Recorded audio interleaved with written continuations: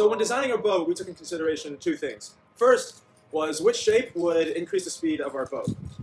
For approaching this, we thought of how a kayak in their slender form cuts through the waves very swiftly and are really fast. So we wanted to take advantage of the full 2.5 meters that Dr. Berger allotted for the length of the boat.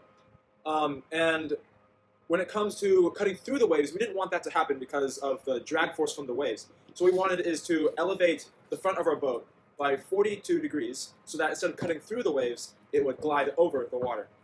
Now, unfortunately, none of this really mattered in the end because of the issue of weight. Let's just say Henry Amanga is no light man. He's a pretty heavy dude. And having that in consideration, our elevated portion didn't exactly glide over the water, and it still ended up cutting through. So, yeah, that didn't really matter.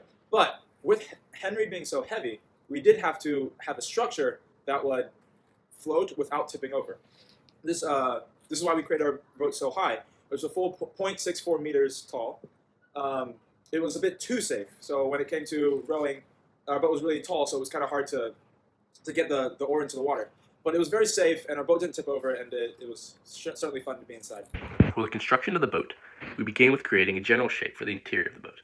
To do this, we laid a base of one large piece of cardboard before creating walls by folding cardboard at the base and corners to provide stability and structure. Then, to create the outer shape, we cut cardboard for the walls, and using an angle to ensure the desired angle of the outside wall, folded and secured the cardboard at the base. To connect it with the inner box, we used string, the specifics of which I'll get into later. Sewing the walls together, while cardboard flaps applied tension to ensure that the walls did not collapse inward. For the front and rear, we cut out cardboard pieces to shape, angled the bottoms, and secured them to the body using tape and string.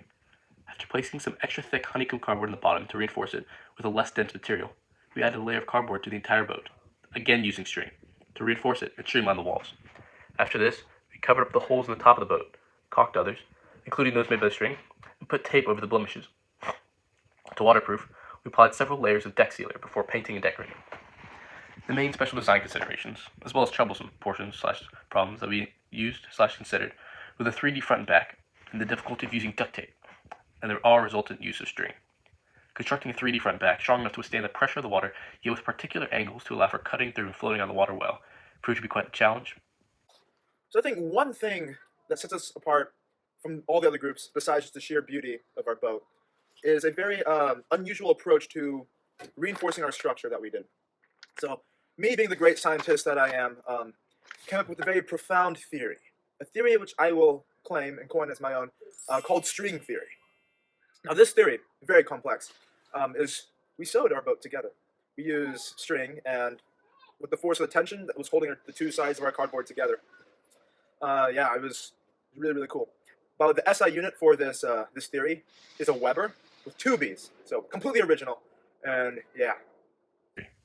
To solve the problem of having separated walls, the original interior of the box and the outer sloped wall, and the space between the 3D front and back and the inner portion, and the layers of walls which duct tape failed to secure well, we poked holes through the cardboard, then using a long metal threading apparatus to thread the string through the cardboard, and an X pattern, threaded the string back and forth to provide strength and create a sturdy structure throughout the boat. The original color of our boat, after it had been originally waterproofed, left it looking more like a cardboard coffin than a cardboard boat because it was just clear and looked just like cardboard. And we didn't think that was sufficient enough or beautiful enough. So we decided to use acrylic roof liner as kind of a way to color the boat. Although it was white, so it wasn't really in alignment with the name of the vessel, and it was 100% permeable to water, so we had to immediately return it to the store. We landed on a deck liner for, like wooden decks. It's practical, it's cost efficient, it waterproofs, and it's brown, which is more in alignment with the name of our boat. On the front and the back, we have two stylus crosses, which I will put pictures right here. Other details that might not have been noticed are the stylized IHS Christogram on the front of the boat and on the cross on the back, symbolizing Christ as both the Alpha and the Omega of our boat. Our paddles are constructed using one 8-inch diameter, 4-foot long cardboard tube that is usually used for laying foundations. It's cut in half lengthwise, and then the circle is cut into semicircles, and the two semicircles are stacked on top, glued, and then sewn together along with the tube. It's very strong. It's a little bit heavy, but we thought that we needed really strong paddles. It was a consideration from the beginning of the design of the boat. Given the numerous angles of our boat, we had to find a prism-like structure that was similar to the shape of our boat, but was able to accurately estimate the volume of the boat itself. What we did was we found the average of all the measurements between the bottommost part of the boat and the topmost part of the boat, and that's what we based our prism off of, and here are the calculations. It's a high quality apple.